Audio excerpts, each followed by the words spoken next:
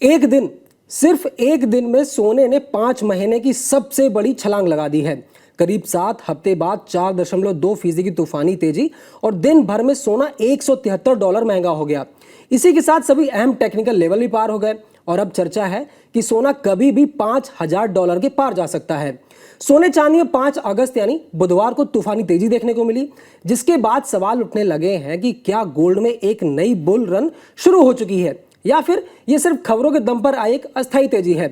नमस्कार, मैं हूं अंकित कुमार कटियार और आप देख रहे हैं जागरण बिजनेस का वीकली शो प्रॉफिट की मंडी, जिसमें हम बात करते हैं गोल्ड, सिल्वर, क्रूड और बेस मेटल जैसे तमाम सारी कमोडिटीज की। लेकिन आज के शो में बात होगी सिर्फ और सिर्फ सोने और चांदी की, क्योंकि इस महीने के अंत में फेस्टिव सीजन शुरू होना है और इसके बाद नवंबर में वेडिंग सीजन की शुरुआत है। ऐसे में आपके मन में उठ रहे सभी सवालों के जवाब देने के लिए हमारे साथ दिल्ली सराफा बाजार से जुड़ रहे हैं योगेश सिंघल जी, जो दिल्ली सराफा बाजार के अध्यक्ष हैं, और स्टूडियो में हमारे साथ मौजूद हैं SEBI registered market and commodity expert Anuj Gupta ji. Sir, आप दोनों का बहुत बहुत स्वागत है। नमस्कार सर, सबसे पहले आज के ताज़ा रेट पर नज़र डाल लेते हैं। सोने चांदी की जो आज के अंतर्राष्ट्रीय लेवल पर जो रेट हैं कॉमेक्स पर, सोना लगभग $4,300 प्रति औंस के ऊपर कारोबार कर रहा है, वहीं चांदी लगभग $62 के आसपास ट्रेड कर रही है। वहीं मल्टी कमोडिटी एक्सचेंज की बात करें तो अक्टूबर डिलीवरी वाला सोना 1.5 लाख रुपए के बॉर्डर पर पहुंच गया है और 1,50,000 के ऊपर कारोबार कर रहा है। वहीं अगर चांदी की बात करें तो चांदी लगभग 2 लाख के ऊपर, माफ कीजिएगा, अगर चांदी की बात करें तो चांदी लगभग 2,28,000 के लेवल पर कारोबार कर रही है। अब एक हफ्ते की बात करें तो सोना पिछले एक हफ्ते में लगभग $5,700 प्रति 10 ग्राम महंगा हो चुका है और चांदी में लगभग $10,000 की तेजी देखने को मिली है, लेकिन ये तेजी सिर्फ 2 दिनों की है। तो ऐसे में मेरा सबसे पहला सवाल ये है कि ये जो 2 दिनों में तेजी देखने को मिली है, ये तेजी क्यों आ रही है? अनुज जी, सबसे पहले मैं आपसे जानना चाहूंगा कि अंतर्राष्ट्रीय लेवल पर ऐसे कौन सी चीजें देखने को मिली हैं? क्या कोई बयान आया है या कोई जियोपॉलिटिकल टेंशन में कोई बड़ी चीज हुई है? ये कीमतों में अचानक तूफानी तेजी क्यों आई है? देखिए अंकित जी, जो गोल्ड सिल्वर में तेज़ी आई है ये देखिए पहले से ड्यू थी, मगर कहीं ना कहीं ये जो लास्ट फेड की मीटिंग हुई थी उसमें फेड ने कहा कि वो आगे इंटरेस्ट रेट अभी नहीं बढ़ाएंगे और इन्होंने इस बार इंटरेस्ट रेट स्टेबल रखे, मगर उन्होंने ये भी कहा कि आगे यूएस के डेटा को देखेंगे, क्रूड के प्राइसेस को देखेंगे, यूएस ईरान के वॉर को देखेंगे। तो उसके बाद से थोड़ा सा गोल्ड नीचे गिरना बंद हो गया था, मगर सडनली जो ट्रम्प साहब ने कहा कि अब वो ईरान के साथ जो वॉर की बातचीत है वो यहाँ पे करते हुए नज़र आ सकते हैं। स्ट्रेट ऑफ हॉर्मुज पूरी तरीके से खुलेगा और जो सप्लाईज हैं वो बढ़ेंगी। तो उसके बाद हमने देखा कि जो क्रूड के भाव थे वो सडनली फॉल हो गए और ऑलमोस्ट $75 के आसपास आते हुए नजर आए। स्ट्रेट ऑफ हॉर्मुज ओपन होने की वजह से जो इन्फ्लेशन था वो वहाँ पे कंट्रोल होता हुआ दिखाई दिया, जिसकी वजह से हमने देखा कि डॉलर इंडेक्स 100 के नीचे आता हुआ नजर आया और बॉन्ड यील्ड भी करेक्ट होती हुई नजर आई। तो जिसकी वनस्पत हमने देखा कि गोल्ड के भावों में एक इन्वेस्टमेंट डिमांड देखने को मिली और डॉलर के अगेंस्ट में खरीदारी जो है गोल्ड में आती हुई नजर आई। तो जैसे ही फेड ने अनाउंस किया कि इंटरेस्ट रेट नहीं बढ़ाएंगे, ट्रंप ने जैसे ही अनाउंस किया कि अब आगे वॉर नहीं होगी और स्ट्रेट ऑफ हॉर्मुज ओपन होगा, तो सडनली ये गोल्ड और सिल्वर में जंप देखने को मिला।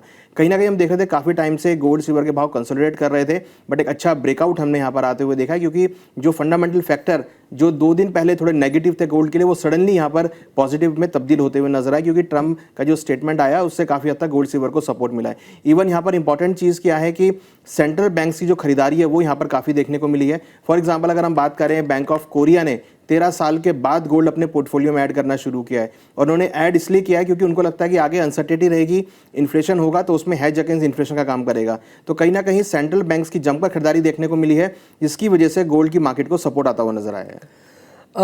योगेश जी, आपसे जानना चाहेंगे कि अभी जो ये तेजी देखने को मिली, इस पर आपकी क्या राय है? क्या ये जो असर देखने को मिला है, क्या ऐसी कोई डिमांड में बढ़ोतरी देखने को मिली है? इस तेजी के पीछे मेन कारण क्या है? जैसे अनुज जी ने ये बताया कि ट्रम्प साहब इस तेजी और मंदी की सबसे बड़ी वजह है। ट्रम्प साहब रात को कुछ बोलते हैं, सुबह कुछ बोलते हैं। हो सकता है अगले हफ्ते बोल दें जी हमारा समझौता नहीं हो रहा है और हम अभी इस पे युद्ध करेंगे, तो फिर बाजार वहीं 1,40,000 के आसपास ला करके रोक देगा।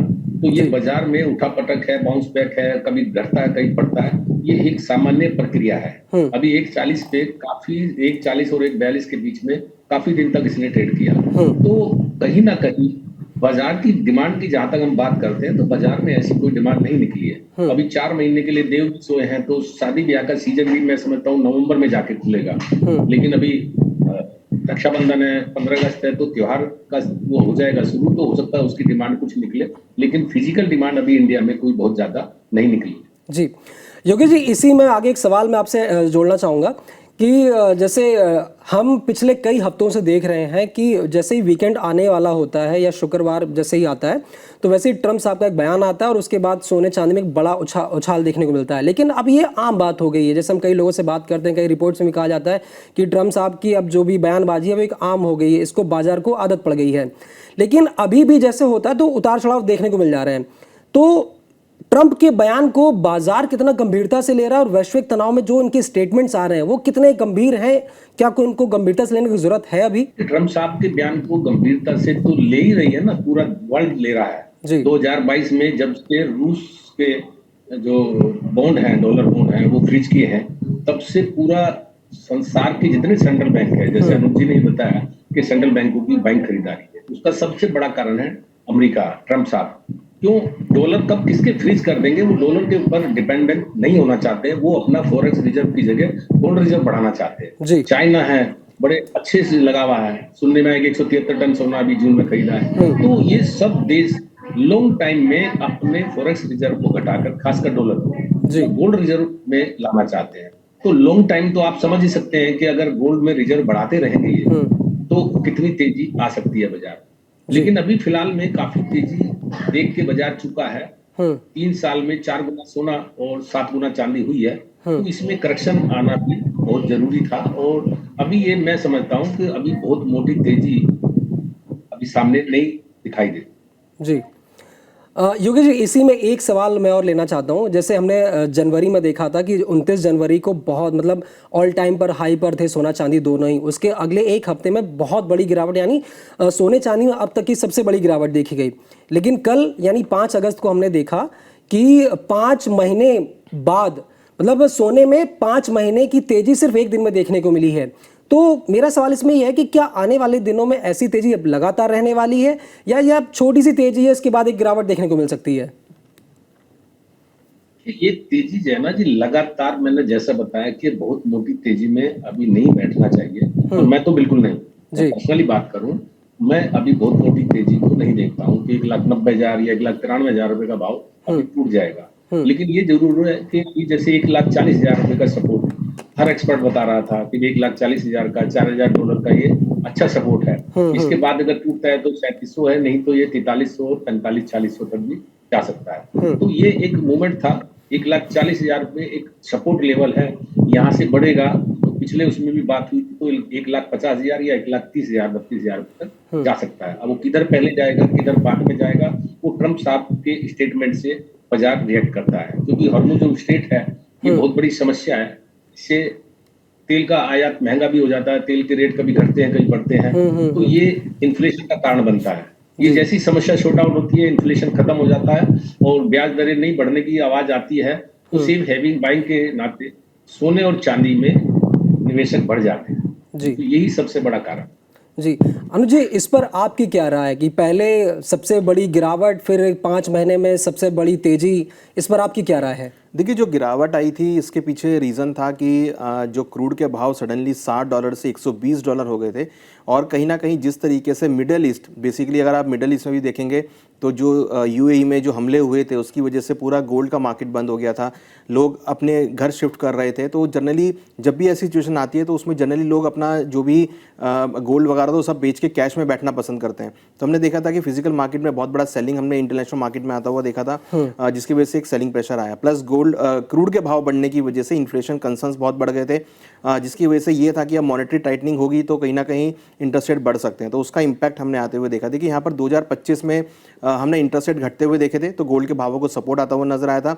अब 2026 में इंटरेस्ट रेट बढ़ने की बात जैसी शुरू हुई थी फरवरी मार्च में, तुरंत गोल्ड के भावों में करेक्शन आता हुआ नजर आया। तो कहीं ना कहीं जो फैक्टर पहले गोल्ड को सपोर्ट कर रहे थे वो नेगेटिव हो गए एकदम से और उसकी वजह से गोल्ड में गिरावट आती हुई नजर आई। बट यहाँ पर अगर आप देखेंगे तो कहीं ना कहीं अब जो वो फैक्टर हैं वो थोड़े से यहाँ पर अब जो है कमज़ोर पड़ते हुए नज़र आ रहे हैं। देखिए मैं उसको कमज़ोर होना बोलूँगा, बिल्कुल तरह ख़त्म होगा ऐसा नहीं बोलूँगा, क्योंकि जो ट्रम्प साहब की करवट है वो पता नहीं कब बदल जाए। हो सकता है रात को ही बोल दीजिए हमारी उनसे समझौता नहीं हुआ है और हम अटैक करने के मूड में है, या अटैक कर भी दे, क्योंकि देखिए ईरान ने भी सडनली अटैक किया था अभी 3 दिन पहले। तो अटैक अगर वो कर देते हैं तो दोबारा से फिर वो जो है क्रूड में उबाल आता हुआ नजर आएगा। तो मुझे लगता है कि यहाँ पे बहुत कॉशियस रहने वाली बात है, क्योंकि एक दिन में $175 बढ़ना, ये जो है 5 महीने पहले बढ़े थे एक दिन के अंदर, फरवरी के महीने में, उसके बाद अभी ये बढ़े। तो ये इतना बड़ा ब्रेकआउट एक दिन में आना, ये कहीं ना कहीं ऐसा लगता है कि जैसे कहीं छलावा टाइप से ना हो। तो मुझे लगता है कि हो सकता है कि ये जो कंसर्न्स है वो मार्केट में हो सकते हैं। तो बट ब्रेकआउट तो आया है, ये तो डेफिनेटली है, कंसल्टेंस के बाद ब्रेकआउट आया है, तो ये मोमेंटम आपको जारी रहेगा। कुछ और आपको अपसाइड मोमेंटम यहाँ पे देखने को मिलेंगे, बट मोमेंटम अगर आप देखेंगे तो कहीं ना कहीं पॉजिटिव वे में है। यूएस और ईरान की बातचीत शुरू होती हुई दिखाई दे रही है, और क्रूड और जो इंटरेस्ट रेट जो है वो बढ़ने की जो परसेंटेज है वो 50% रह गई है। तो कहीं ना कहीं इसका मतलब है कि इंटरेस्ट रेट तो नहीं बढ़ेंगे। और देखिए यूएस भी नहीं चाहता कि इंटरेस्ट रेट को बढ़ाए, क्योंकि अगर वो इंटरेस्ट रेट बढ़ाएगा तो उसकी इकोनॉमी पर डेंट आता हुआ नजर आएगा, उसको अलग से एक्स्ट्रा पे करना पड़ेगा। तो यहाँ पर जो फेड चेयरमैन है और डोनाल्ड ट्रंप है वो बिल्कुल भी नहीं चाहेंगे कि इंटरेस्ट यहाँ पर बढ़ते हुए नजर आए। तो कहीं ना कहीं इसका इंपैक्ट आपको गोल्ड पर आता हुआ नजर आएगा। और बिल्कुल सेंट्रल बैंक ने जो डीप डॉलराइजेशन की तरफ कदम उठाया है, उन्होंने फॉरेन रिजर्व में डॉलर की जगह गोल्ड को दी है, तो वो कहीं ना कहीं सपोर्टिव फैक्टर हो रही है, क्योंकि इसकी वजह से गोल्ड की होल्डिंग आगे बढ़ती हुई नजर आ सकती है। अनुज जी, जैसा आपने बताया कि इंटरेस्ट रेट ना बढ़ाने की बात चल रही है, ठीक अभी इसी तरह बात करें तो इस हफ्ते या आने वाले दिनों में अमेरिका से बहुत ज़रूरी डेटा आने वाले हैं, जैसे कि इन्फ्लेशन का डेटा आना है, नॉन फार्म पेरोल्स का डेटा आना है, सीपीआई, पीपीआई और रिटेल सेल्स के ऐसे तमाम सारे आंकड़े आने हैं, जिसमें शुक्रवार को एक सबसे ज़रूरी डेटा आना है। तो क्या अगर जो ये 2 दिन तेज़ी देखने को मिली, क्या इन डेटाज का इफेक्ट इन पर पड़ने वाला है? देखिए बिल्कुल मुझे लगता है कि इन डेटा का इफेक्ट बहुत पड़ेगा, क्योंकि एक दिन में $250 बढ़ना कहीं ना कहीं ये इंडिकेट करता है कि फिजिकल के साथ इसकी पैरिटी थोड़ी कम होती हुई नजर आई है, कि फिजिकल में उतने भाव नहीं बढ़े हैं। तो फिजिकल के साथ इसकी पैरिटी आएगी तो हो सकता है कि थोड़ा करेक्शन भी आपको यहाँ पे देखने को मिले। डेटा मुझे लगता है कि पॉजिटिव नोट पर आएंगे, क्योंकि अब कहीं ना कहीं जो है इकोनॉमी को जो है बैलेंस करने वाली बात आ रही है कि अब इकोनॉमी को आपको बैलेंस करना है, जिससे कि जो इन्फ्लेशन का फियर है वो वहां से हटता हुआ नजर आए और फिर इंटरेस्ट रेट इंक्रीज ना करने पड़े। तो मुझे लगता है कि डेटा तो पॉजिटिव नोट पर आएंगे, इसकी वजह से हम थोड़ी बहुत गिरावट या प्रॉफिट बुकिंग गोल्ड के भावों में आती हुई देखेंगे। बट नो डाउट कि जो ट्रेंड था एक गिरावट का वो रुक गया है, वो थम गया है। तो यहाँ से डाउनसाइड ज़्यादा तो नहीं है, जैसे मैंने लास्ट टाइम भी कहा था कि अब गोल्ड सिल्वर के भावों में डाउनसाइड ज़्यादा नहीं है, अपसाइड लिमिट में है। तो अपसाइड ऊपर आता हुआ दिखाई दे सकता है। तो वही हम देख रहे हैं कि डाउनसाइड ज़्यादा नहीं था, बट एक अपसाइड मोमेंटम बहुत अच्छा यहाँ पर आते हुए नजर आया। तो मुझे लगता है कि गोल्ड के भावों में आपको बाय ऑन डिप्स या कोई भी करेक्शन आता है तो एक अपॉर्चुनिटी होगी खरीदारी करने वालों के लिए। मतलब अभी आप ये कह रहे हैं कि अब यहाँ से गिरावट नहीं, मतलब तेजी ही हमको देखने को मिल सकती है। देखिए जब तक कोई नया स्टेटमेंट नहीं आता ट्रंप का, और जब तक कोई नया स्टेटमेंट फेड का नहीं आता है, तब तक मुझे लगता है कि यहाँ पर आपको रिकवरी देखने को मिलेगी। देखिए अभी भी गोल्ड 1,50,000 के लेवल को टेस्ट कर रहा है, तो मुझे लगता है कि ये एक पॉजिटिव बायस में है। और देखिए डॉलर इंडेक्स जो है 100 के नीचे है, तो जब तक ये 100 के नीचे रहेगा तब तक मुझे लगता है कि गोल्ड को सपोर्ट आता हुआ नजर आएगा। योगेश जी, इस पर आपका क्या कहना है कि आने वाले दिनों में एक हम बड़ी गिरावट देख रहे हैं, ये क्योंकि अमेरिका से जो जरूरी डेटा आना है इसका इंपैक्ट हम हर बार देखते हैं गोल्ड सिल्वर पर पड़ता है? ये 2-3 वजह है, सेंट्रल बैंकों की बाइंग कितनी चल रही है जी, या इंटरेस्ट रेट फेड का बढ़ रहा है तो सोने में गिरावट आती है। यदि इन्फ्लेशन ठीक है, ये हॉर्मुज़ स्ट्रेट की समस्या हल हो जाती है तो भी ये सोने को सपोर्ट करते हैं। तो इससे महंगाई की तरफ या बाइंग की तरफ भी सोने चांदी में देखने को मिलता है। तो बाजार गिरावट को तो भूल जाता है, तेजी की तरफ ध्यान रखता है। तो ये वजह 2-3 वजह हैं जो सोने चांदी में तेजी लाने के लिए है।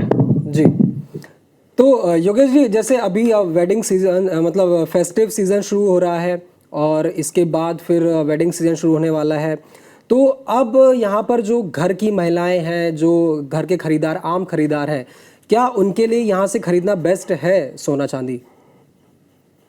बिल्कुल, सोना तो देखिए 1,93,000 रुपए हाई में बिका है और नीचे में 1,40,000 से 1,44,000 45,000 रुपए तक बिक रहा है।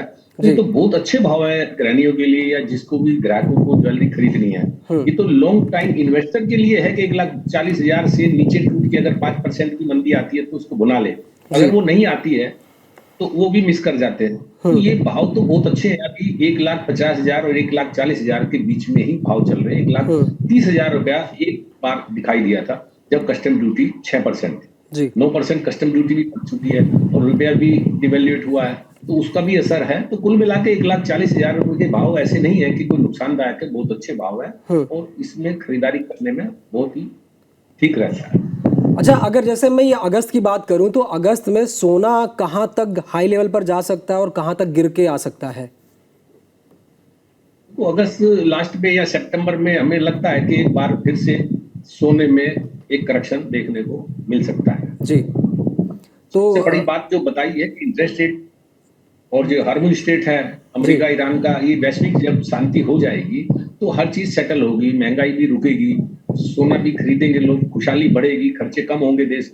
तो ये सारी चीजें जो है ये 1 to 1 अभी तो क्लोजिंग में है। शुक्रवार को ये तेज करके जाता है और सोमवार को हो सकता है कोई स्टेटमेंट ऐसी शनिवार को या संडे में आ जाए कि सोमवार को फिर से सोना देखने को मिल जाए मतलब। तो मुझे लगता है कि ये व्यापारिक युद्ध ट्रम्प साहब समझ चुके हैं कि मेरी एक स्टेटमेंट से मैं अरबों रुपए कमा सकता हूं। तो हो सकता है कि इनका भी इस तरह की गतिविधि में कोई ना कोई इन्वॉल्वमेंट हो, क्योंकि क्लोजिंग टाइम में सप्ताह के अंत में शुक्रवार को सोना बंद हो जाता है और शनिवार में या रविवार में कोई ना कोई स्टेटमेंट ऐसी आ जाती है जो कि व्यापारी कुछ नहीं कर सकता, ना खरीद सकता, ना बेच सकता, बंद हो जाता है। तो सोमवार को उसका असर देखने को मिलता है। तो मुझे तो लगता है कि ट्रम्प साहब की कोई इन्वॉल्वमेंट इसमें कोई वादा कारोबार में हो सकती है, ताकि वो इस तरह की वो स्टेटमेंट बार बार बदलते हैं।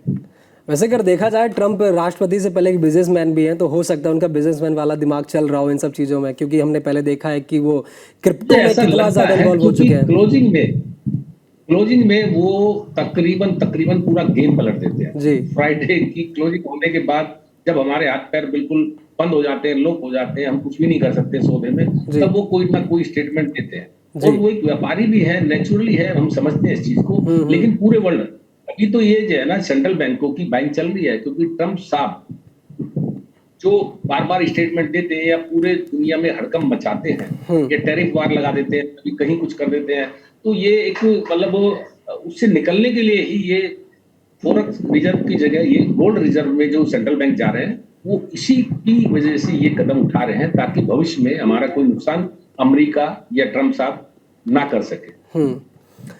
अनुज जी, अगर मैं आपसे ये पूछूं कि आने वाले दिनों में आउटलुक क्या रह सकता है सोना और चांदी दोनों का ही, दोनों के टारगेट प्राइस क्या हो सकते हैं, कहां तक दाम उछल सकते हैं और कहां तक दाम गिर कर आ सकते हैं, क्या होंगे टारगेट प्राइस? देखिए, मुझे लगता है कि शॉर्ट टर्म में जो ब्रेकआउट आया है या जो फंडामेंटल चेंजेस हुए हैं या जो मार्केट में गतिविधि दिखी है, मुझे लगता है कि अभी और कुछ और अपसाइड मोमेंटम यहाँ पे देखने को मिल सकता है। हमें लगता है कि ऊपर में 4350 से लेकर 4380 डॉलर तक के लेवल आपको गोल्ड में देखने को मिल सकता है। डाउन साइड में अगर हम देखें तो 4150 और 4100 डॉलर स्ट्रॉन्ग सपोर्ट रहेगा।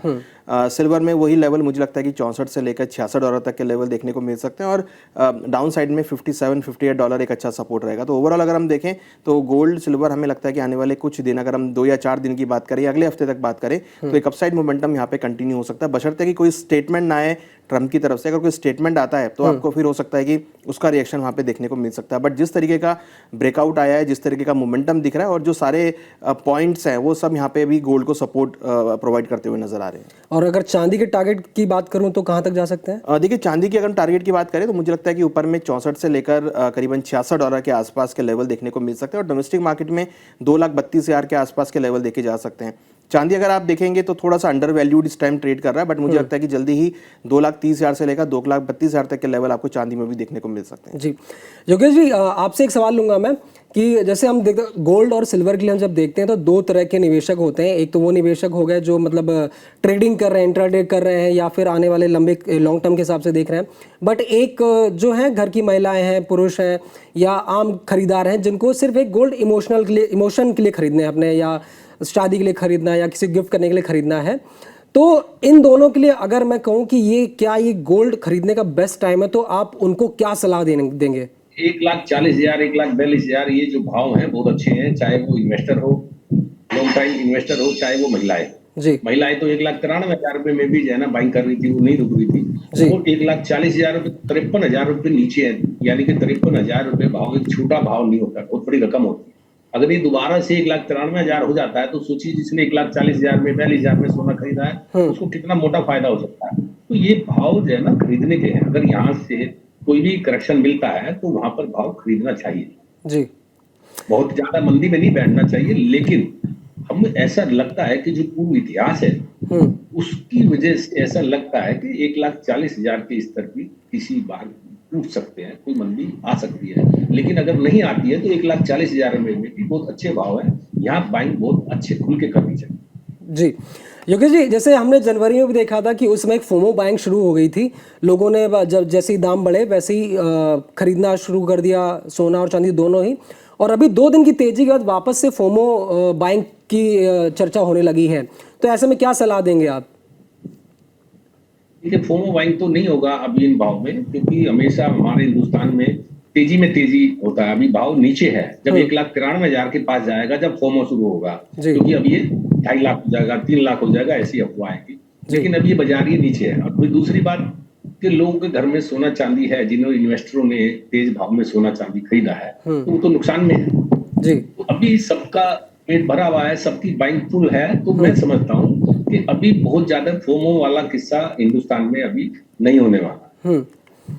अनुज जी, इस पर आपकी क्या राय है? देखिए, बिल्कुल सही कहा सिंघल साहब ने कि फोमो बाइंग अभी नहीं होगा, क्योंकि ऑलरेडी सबके पास हायर लेवल के गोल्ड पड़ा है, चांदी पड़ा है, तो पहले तो वो कोशिश करेंगे कि जो माल आया उसको निकालें, क्योंकि यहाँ पर जो अनसर्टेनिटी है वो ट्रम्प को लेकर, और हर कोई जानता है कि ट्रम्प कभी भी स्टेटमेंट दे सकते हैं और ये वॉर कभी भी भड़क सकता है। तो ऐसे में जिन जिनको मौका मिलेगा पहले वो मार्केट से एग्जिट करेंगे। फोमो बाइंग आएगी जब ये अपना हाई ब्रेक करेगा 1,90 1,93 का, तो उसके बाद हम देखेंगे कि एक जो मिसिंग आउट फियर है वो लोग वहाँ पे आते हुए नजर आएंगे। करंट डेट में मुझे लगता है कि फोमो वाला जो फैक्टर है वो नहीं आएगा। और देखिए, जो लास्ट टाइम फोमो आया था जनवरी के टाइम पे, मुझे लगता है कि उससे लोगों ने लेसन लिया होगा कि भाई फोमो करने का कोई रिक्वायरमेंट नहीं है, आपको नीचे के लेवल भी मिलेंगे खरीदारी करने के लिए। तो वो फोमो वाला जो फियर है वो मुझे लगता है मार्केट से अब निकल चुका है, अब शायद उतना लेवल पे नहीं आए, और फोमो का फैक्टर की वजह से शायद एग्रेसिव बाइंग आपको कम होती हुई दिखाई दे।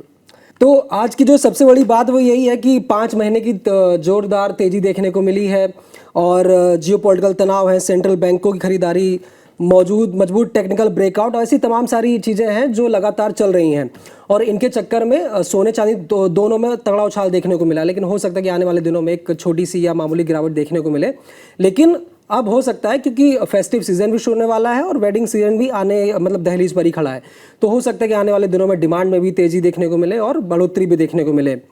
योगेश जी, जागरण बिजनेस से जुड़ने के लिए बहुत बहुत शुक्रिया। अनुज जी, बहुत बहुत शुक्रिया आपका तमाम सारी जानकारी देने के लिए। आपको ये हमारा वीडियो कैसा लगा हमें कमेंट करके ज़रूर बताइए, और ऐसे ही तमाम सारे वीडियो देखने के लिए बने रहिए जागरण बिजनेस के साथ।